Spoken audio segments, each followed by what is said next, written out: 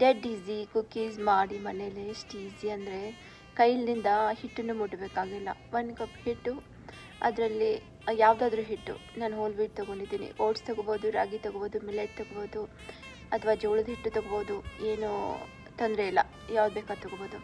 ಅದರಲ್ಲಿ 1/2 ಕಪ್ ಬೇಸನ್ನು, 1/3 ಕಪ್ಪು ಯಾವುದಾದ್ರೂ ಶುಗರು, ನಾನು ಬ್ರೌನ್ ಶುಗರ್ ಹಾಕಿದ್ದೀನಿ, ನೀವು ಬೆಲ್ಲನೂ ಹಾಕ್ಬೋದು. ಅದರಲ್ಲಿ ಟೆಕ್ಸ್ಚರಿಗೆ 1/3 ಕಪ್ ರವಾ ಆರ್ ಓಟ್ಸ್ ಆರ್ ನಟ್ಸು, ನಾನು ಸೆಸಮಿ ಸೀಡ್ ಹಾಕಿದ್ದೀನಿ. ಮತ್ತು 4 ಟೇಬಲ್ ಸ್ಪೂನು ಕೊಕೊನಟ್ ಆಯಿಲ್ ಹಾಕಿದ್ದೀನಿ. ನೀವು ಗೀ ಹಾಕೋಬೋದು, ಬಟ್ರ್ ಹಾಕೋಬೋದು, ಆಯಿಲ್ ಹಾಕೋಬೋದು.